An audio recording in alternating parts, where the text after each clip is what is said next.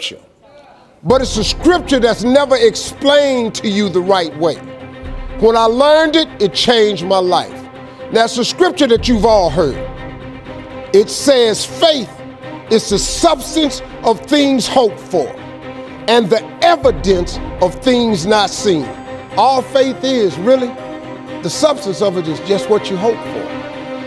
That's all faith is. It's just real hard hoping. You remember when you was little and you said, I hope I get a bike for Christmas? And you went out there one year and the bike was under the tree? You remember when you said you hope you graduate and you mess around and got a diploma? Didn't you remember when you said you hope you get a job and you mess around and you got a job? Huh? At one point in time, the older you get, this got to start clicking in. That faith is really the substance of things hoped for. That if you hope hard enough, one day you ought to get smart and turn all that hoping into belief. And what is belief? Nothing but faith. And what is faith? Faith is belief in things that you cannot see. When you ain't see no way you was gonna get a job, he got you one, didn't he? When you ain't see no way you was gonna get that bike, he got you one, didn't he? When you ain't think you was gonna graduate, you graduated, didn't you? That's because God was turning your hopes into faith. Faith is the substance of things hoped for. That's the beginning of it. Now, here the kicker. This is the part you gotta get. And the evidence of things not seen. Uh-oh. See, this what the part you gotta get. The evidence of things not seen. Remember I told you that imagination is everything? It's the preview to life's coming attraction. Man, do you know, now let me tell you the problem with your imagination. Problem with your imagination is you tell it to the wrong people. If you want to kill a big dream, tell it to a small-minded person. Do you know how many times God has showed you something in your imagination that you knew was just for you? You were so excited when it came to you, you went and you shared it with your family and friends. You know what they did? They shot it down. You know why they shot it down? Because they couldn't see it. You know why they couldn't see it? Because God didn't show it to them. He showed it to you. He showed you the evidence of things not seen. See, they might love you, but they don't know what God gonna do for you. My teacher thought she was sparing me. Take your stupid self up there and try to audition for TV with this stuttering problem. She thought she was saving me. She might have even meant well. But she didn't know though. See, your mama and them, your cousin them, your friends, they don't know. See, you gotta be careful when you share your imagination with small-minded people. Nobody else can see your imagination but you. But see, it ain't just you imagining stuff. It's your God showing you a preview of a coming attraction that he has for you. That's what your imagination is. You can't Google success and you can't Google exposure. You can't Google now one of them things. Matter of fact, go home and Google it. Google success, see if you get it. Google exposure, see if you get it. You have to be exposed to certain things in order for you to know it. And success is hard. If I try to get my millennials to understand, it take a long time to make a lot of money. Daddy, you making money, I'm 61. It take a long time to make a lot of money. You can't just go make money because you got Google. Let me show you something. When you get on an airplane, you ever notice when you walk on an airplane and you walk past first class, everybody in first class got gray hair? You ever notice that? They all a little up in age. They all 50 and up, especially during the week. Them businessmen, they earn the right. You go in the back, it's young people back there. You back there. You got your iPhone out, you got your headsets on. Them grown ass men up there got their legs crossed, they got a briefcase out. They trying to figure it out. They trying to make this paper. They in front. But you gotta be exposed to get to first class. You got to be successful to get to first class. That's why they closed that curtain. See, they can't have your ass in back of that plane with that curtain open. You ain't gonna believe what's going on up there. They bringing out a hot washcloth. You can wash up. They passing out menus. Everybody get hot nuts. You get all you want to drink. You ain't got to pay for the headsets. You get to watch the movies free. You get a choice of what you want to eat. They gotta close that curtain. If you was in the back and they left that curtain on, you're driving people crazy. Hey, what my nuts? You don't get no nuts. Hey, how come I just got a half a can of Coke? That's all we giving you. How come these drinks is $5? He done ordered 3 drinks because he paid for first class. The seats is wide. Your knees can't touch the seat in front of you. It can't. The overhead space is plentiful for everybody. That's why they close the curtain. So what you have to do, you have to expose yourself to things early in life. This is my suggestion. Do whatever you got to do to upgrade to first class. If it's spend a little bit more money, it's sometimes when you buy the coach ticket, when you get at the counter, just ask them, how much is an upgrade? If they say $75, just pay it one time. What happens is, once you sit in that first class seat, you have now been exposed. The game changes now. When you see that there's actually room on each side of you in first class, when you discover that you can slouch in your seat, that your arm does not have to touch the other person's arm, that they're gonna bring you a hot towel, they're gonna give you a menu, they're gonna let you drink all you want. You ain't got to buy the headset. Once you fly first class, it conditions your mind to look and think for first class opportunities. Once you fly first class, let me explain something to you. Walking past first class gonna be hard. Once you done sat up there, flew a couple hours in first class, walking past them seats will be the hardest walk you make because you've been exposed. You've got to expose yourself. Stop saying what you would never buy. Stop saying what you would never spend your money on. Now this is how you know you're not living in your gift. If when the alarm clock goes off in the morning and you ain't happy about it, you ain't doing what you want to do. See, you fighting upstream, you going against what God created you for. If your job makes you sick to go to, if you're unhappy with waking up to go to where you gotta go, it's because you ain't living in your gift. You should, before you die, you should do what God created you to do. You really should, man. Now, that don't necessarily mean you gotta quit your job. Some people are born to be teachers, caregivers, nurses, babysitters. Those are gifts, you know what I mean? If you're living in your gift, you're cool. It's just if you ain't. If you fry chicken better than everybody else, you should be somewhere frying chicken. You somebody say, if you do hair better than everybody else, you should be somewhere doing somebody's hair. Those are gifts. Telling jokes was a gift. They're just not just running, jumping. If you paint, you should be painting. If babysitting is what you really do, you should be babysitting. You doing anything. If you fix cars, you work with your hair, you're supposed to be working with your hair. You do anything else, when that alarm clock go off in the morning, you ain't gonna like it. Now, if you waking up, you going down there, they ain't paying you what you want, you hate your coworkers. You down there, your boss has no business being your damn boss. See, that's what messed me up. I never had a boss that I thought should have been in charge of me. That's what was wrong with my ignorant ass. I just didn't see why this was in charge of me. I didn't get to I really didn't. I just said, this is bull. This is bull. Who put this stupid son in charge of me? But this dude has no business being my boss.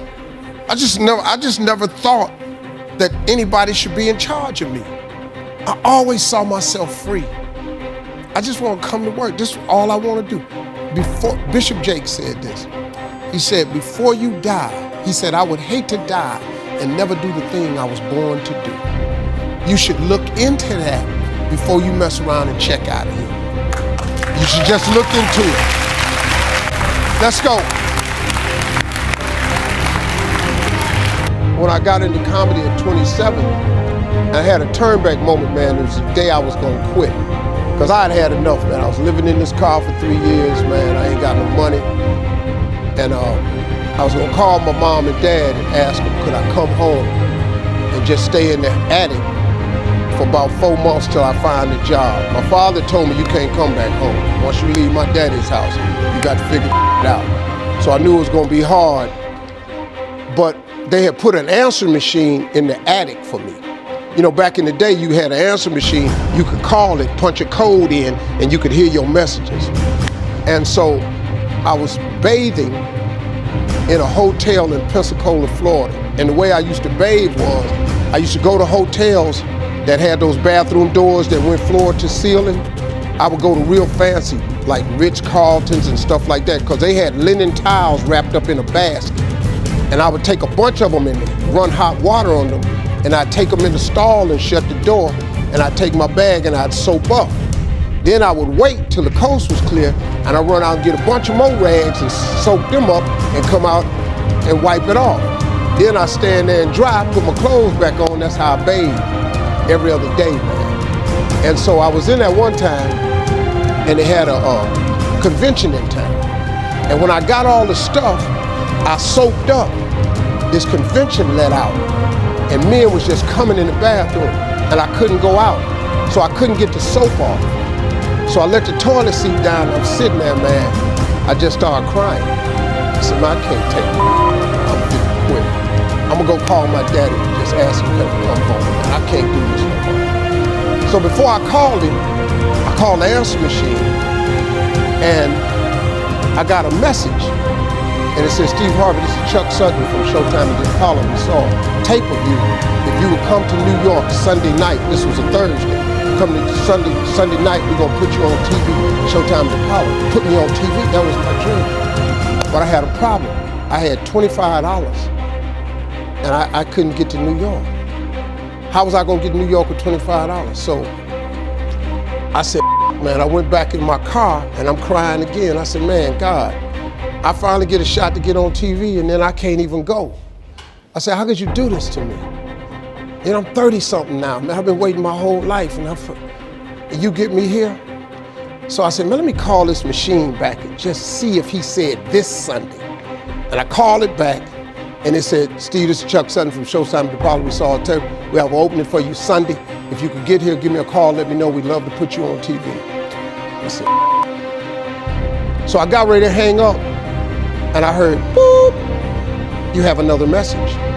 And I punched in the code, and the message says, Steve Harvey, this is Tom Sobel from the Comedy Caravan. I don't know where you are now, but I have a gig available for you in Jacksonville, Florida, to pay you $150 Friday night. If you can make the gig, let me know. I'm in Pensacola. So I called Tom Sobel. He sends me to this gig to make $150. I go the next night, I make the $150, but I was so funny, the club owner said, if you stay the next night, I'll pay you another $150. I got $300. I called Chuck Sutton back at the Apollo and said, hey man, I just got this message. If you still got room for me in New York, I'll do it. He said, yeah, come on. So I went to Eastern Airlines, bought a round trip ticket for $99 from Jacksonville, Florida to New York. Performed on Showtime at the Apollo. Wrote the joke that made me famous. Mike Tyson hit this fighter, Mitch Green, in the eye, and his eye started talking. And I wrote that on the way to New York. Got a standing ovation on the Apollo. I have been on television ever since that night right there. If you're a person where all your friends come to you with their problems, that's because they see something in you. You're more balanced and stable. But you gotta remember this old saying. If you're the smartest person in your group, you need a new group. You've got to upgrade your friends. It ain't nothing bad, you just got to upgrade people in your life. But if you're the smartest person in your group, you need a new group.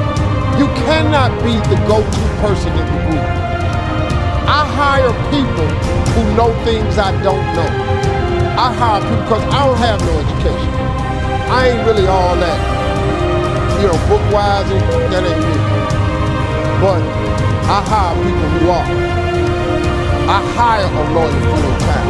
I hire a marketing person full-time. I hire a publicist full-time. probably got five lawyers, because I know I'll be moving around. I just try to stay out of jail. I hire people, but I hire people who are smarter than me. My CFO is smarter than me. I don't know nothing about no money. I just know how to get it. I'm not good at investing. I don't know how to do all that. So you get people around you. You have a gift though. People come to you to solve their problems because that's a gift. Don't run from it. That's a gift. Just get you some more people. It's like my phone used to have just bull in it. But now I got a phone number where I can pick up the phone if I need some spiritual help or guidance. I can call Joel Osteen or Bishop Jakes or Bishop Allman or somebody like that, or Bishop Geddes, and y'all may not know a couple of them people, but they help me out spiritually. Because I get in trouble, because I ain't got nobody to ask. Who I'm gonna call for help? Because when I get in trouble, it be major. It be major. Hey, ain't no need to call it my relative. You did what? You owe how much? So, just upgrade your friends. Don't worry about it, you have a gift. After you solve problems all the time, you can earn a lot of money. People pay for in this country, they pay for expertise in this country. The moment you're an expert at something in America, you can make $1 million. All you gotta do is be an expert at one thing. That girl up there that's an expert at social media, if she really bear down, she can be a millionaire. If you know how to grow tomatoes better than anybody else, you can make $1 million growing tomatoes. You just gotta be an expert. I'm an expert at jokes. I tell jokes, I'm an expert. They got paper. You solve problems, they gotta pay you. If you cut hair, they gotta pay you. I don't want to sound hokey or nothing, but scriptures always help me, you know what I mean?